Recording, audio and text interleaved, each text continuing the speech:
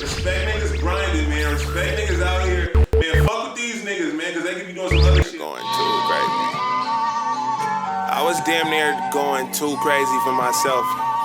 You ever been like, damn, bro, you going hella crazy? And niggas be like, bro, why you talking to yourself? And you be like, oh, my fault. Me too. Look. What's going on, man? It's your boy, Davey the Great. And I'm Rexx Raj. You're now rocking with Vullies. Episode numero uno. One, nigga. So, the first question for you is, what inspired you to start rapping, and how do you keep the inspiration alive? Man, I don't know. I don't really know the starting moment. I can never remember. I just know I grew up in a music family. And my whole family were singing like gospel music, and, like old Baptist stuff. And my pops was heavy into like Bob Marley and Jimi Hendrix and all that kind of stuff. I just remember like being on car rides and slapping 102.9 KBLX. You feel me? Shout them out. Yeah. Real. You feel me? But like old school like music, like just always surrounded by music, so it's always been in me for real. Was it a certain age or a point in life where you realized like you want to be an artist? I can't remember, bro. I don't think it was a certain time. I feel like it was something that just gradually happened because I was in it. You feel me? So just like it happened. I don't remember. I try to remember what point I really started like messing with like rap music. Yeah. I want to say like one of my earliest memories was slapping like old school Ludacris and like Mace. Luda. He was my favorite rapper. Harlem World, feel me? Shout out Mace. One day we can make it happen. Yeah, just slapping music, man. Okay. So the name Rexx, where did that come about? And you know, the logo. The logo. So Rexx came about. My boy Mike, King City. People know him as King City. That nigga's wild. He started Rexx actually like in high school because he was a Rexx. He called himself like the last dinosaur. The last. Bro, it's hilarious. Bro, he was a Rexx, but it started as some like kinky shit for real. Like when he called himself a Rexx, it was just a nigga who was like a freak. You feel me? Like a real kink. Nigga, that's what a Rexx. That's what it is. You feel me? So I kind of ran with that shit because I was on some wild boy shit too. Yeah. But then you feel me? That was when I like went to college and all that shit. But as I grew and it like, you know, Rexx Life and the brand grew with me, it just kind of turned into, because it's like, I don't know, it's hard for me because it's like, I'm always growing, I'm always evolving, and at that point, that's what it was. But as I grew, it just kind of turned into like a group of people, because I started meeting these people who are just doing dope ass art in different ways.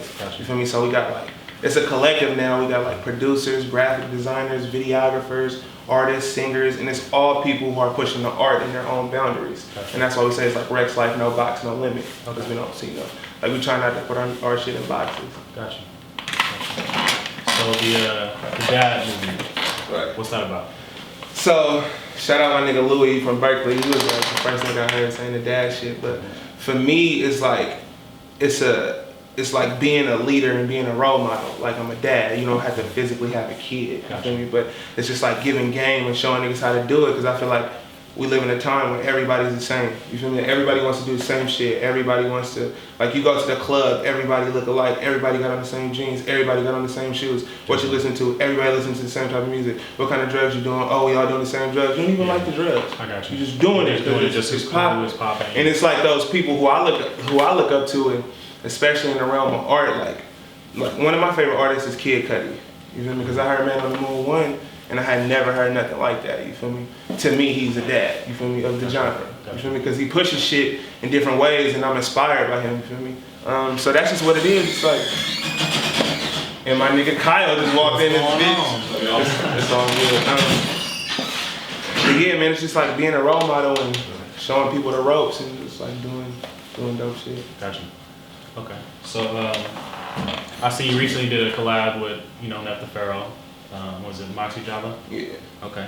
How did you guys connect, and how was it working with him? That whole story, man, is crazy. So the story is my little nigga Eli, who I was just playing out some stuff. He sent me a beat. He sent me a group of beats, right? And I was like, let me rap on one of these beats. And it started as like he sent me a beat, and I was like, this shit slap. But it wasn't really the type of shit I was on, but I was like, let me just go crazy real quick. So I wrote some shit hella quick. And if you listen to Moxie Java, There's no ad-libs. It's literally the hook, my verse, the hook. I did it one time through. Gotcha. And we did it here, and Var is engineering it. And I'm like, for me, it's like hard for me to tell how crazy I'm really going until I see somebody react to it. Yeah. Like, cause I can feel like I'm going crazy and then play it and people go, oh, that's cool. So I'm like, this shit is cool. But I look out the booth and this nigga Var is like, jumping. That nigga's losing it. And I'm like, oh shit, you feel me? That shit must really be going crazy. Like, I'm looking out the booth and this nigga is just on another level. So I'm like, okay, this shit might be going crazy. Yeah. So, but I'm still not even thinking about features or nothing. But Vari really the hidden gem behind like Moxie Java. Cause he was like, I'm gonna send it to a few people. I think he had sent it to Larry June and he was fucking with it, but it fell through or some shit. And then, he sent it to somebody and it got to Neff, you feel me? So Neff laid it and the whole story behind that, I don't remember. It's just a crazy story. He was in LA, which I ended up being in the studio later with that same engineer and Murph, and I didn't even know Neff had recorded it there, you feel me? So he was like, oh, you the dude in the Moxie Java. Yeah. Oh man, when they played that shit, they was losing it when they opened that, da-da-da. Yeah. So it's just like, man, he just sent it to him and he fucked with it, you feel me? Just off the shit, I fucked with Neff because Neff felt cool. I had never met Neff. Yeah. I might have bumped into him or encountered him like once or twice, but I never like formally met him. Yeah. But he just did it off the love, man. He just did it in LA. And then from there, it was just like, put that shit out and it did what it did. That's love, that's love. Yeah, it was tight. Okay. So, are there any other artists out there that you'd be willing to work with? And who would they be and why? On a local level or just local level? It could be, you know, from the Bay, out the Bay, another country, don't matter. I would love to work with James Blake. Listen Blake. to a lot of James Blake. Okay. Overgrown was a dope ass album. I like James Blake. Of course, like the pioneers, like Kanye, dudes like that. I fuck with the Chicago movement heavy. You know what I'm saying? Yeah. Like the whole Mick Jenkins, Alex Wiley, Big Mr. Chance the Rapper. He was just out here. Who? Mick Jenkins. He was absolutely. I missed that. I had a studio session. Okay. But I would love to work with Mick, bro. I heard The Waters. I thought that shit was dope as fuck. Yeah, man, people like that. Okay. So tell us about your last album, Escape. What did you enjoy about making the album? What is something you learned about yourself as an artist during that process? The main thing I took away from the Escape was when I pop Adderall and make music, it is a problem. You feel like if I take the Adderall and sit, cause it's like the Escape I did tracks and I literally would put the mic on the desk right here, pop an Adderall. And I didn't always pop an Adderall. I don't think I'm just like an Adderall fucking doping, nigga. But sometimes I pop the Adderall, you feel me? So I'll pop, not always, at times, you feel me? And I'll put the mic right here and it's like, I would get in this zone of just like being able to, it's like, it's a certain amount of freedom that comes with that where it's like, when you're in a booth, you gotta tell the engineer, like, oh, stop, punch, come back, do this, and it's like, kind of takes away from the creative process. But when I'm right here, and I just got a mic set up, and I could like tweak, oh, let me see what this effect sounds like, let me see if I put the pan over here, or let me see what this flanger looks like. It just gave me more control, so I found myself like really sitting down and like tweaking shit, and really going crazy. It was just like, it was pure, you feel me? It was just like fun to do. Okay. So on Escape, my personal favorite was the open. Right. You know, it feels so good, you know, you know. But Ventilation 2 and Sincerely Annie was, I feel, you know, some of your deepest records. Right. Can you know, tell me about those? So Annie came produced by Ben Manlove. That was one of the tracks where he just came in and he played a beat and I was like, wow, this shit was fucking crazy. And like the hook just came immediately, like, we done got too turned up, we done blew too many blunts. And it like was in that moment it just came and I was like, okay, this is finna be a clap. Yeah. So we were like, I laid the hook and then I was just like driving in the car and I was like, I gotta go crazy, I gotta do some crazy shit.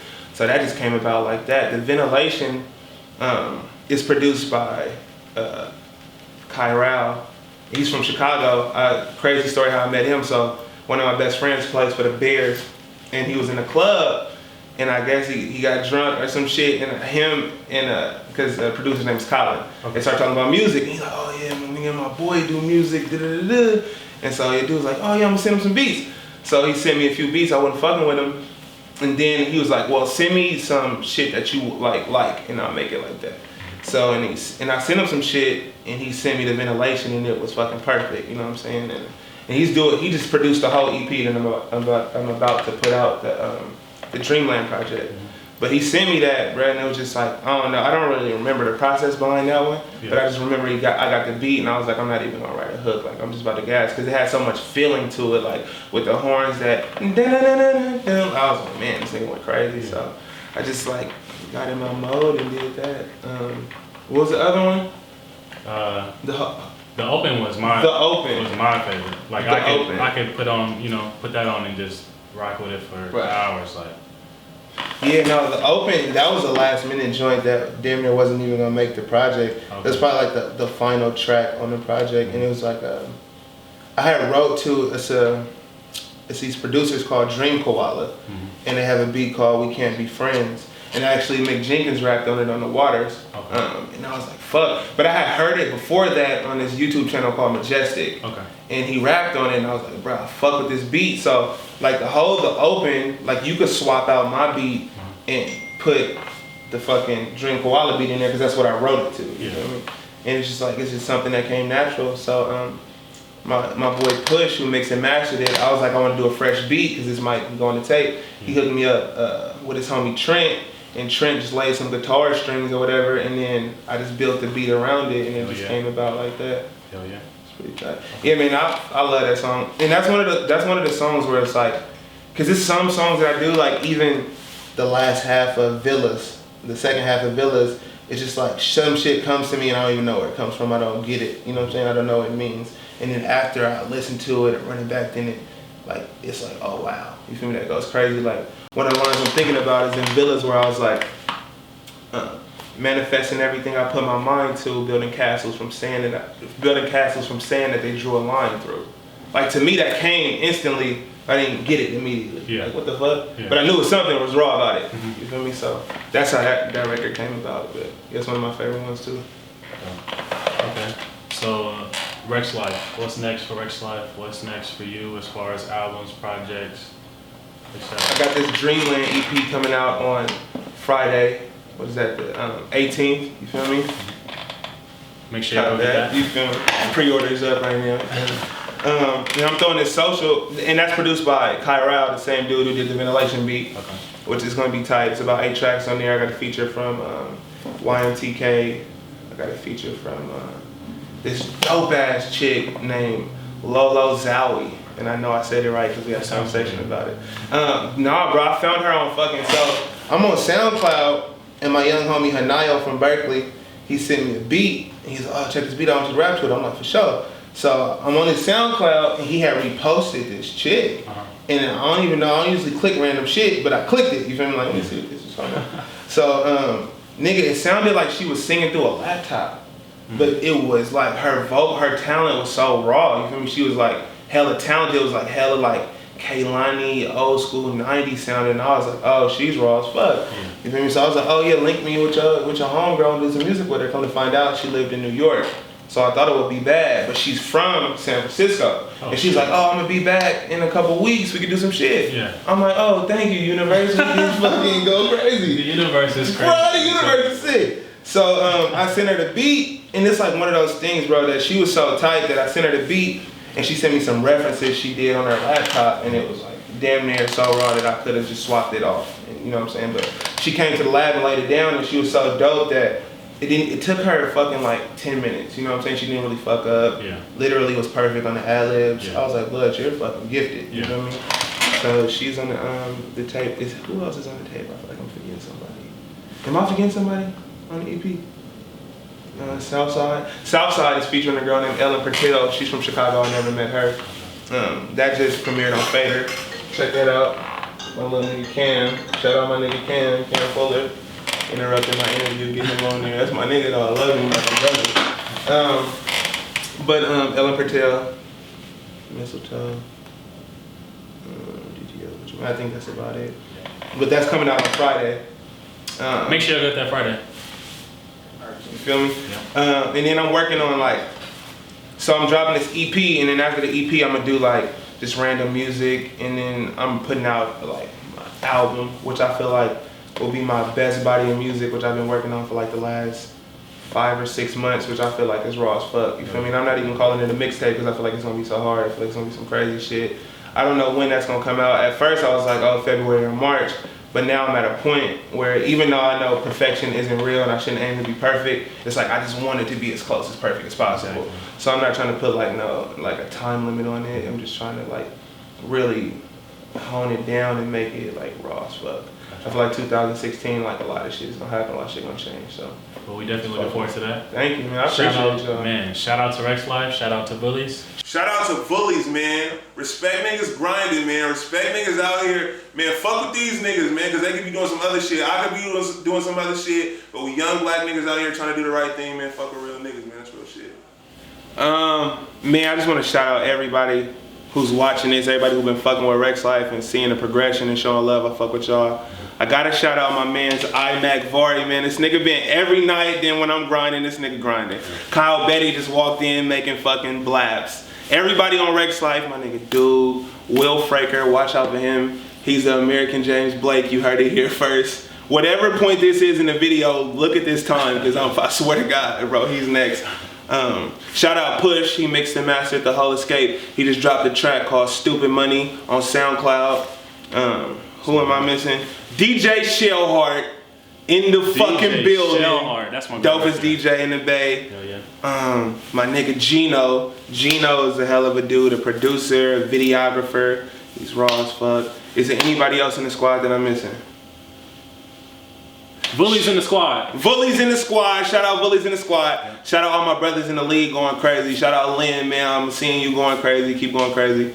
If you're trying to get some Rexx Life shit, you can find my shit on iTunes. Everything at Rexx Life Raj. REXX LIFE REXX space LIFE space RAJ on iTunes, SoundCloud, Google Play, the Amazon shit, RexxLifeRaj.com, Google, and we fucking with it. Let's get it.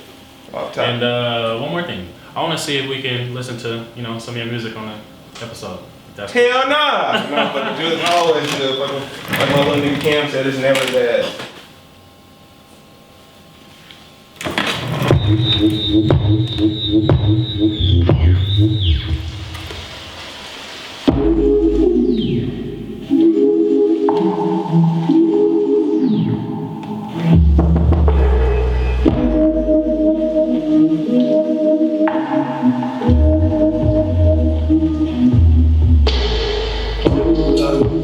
I'm in love with your love.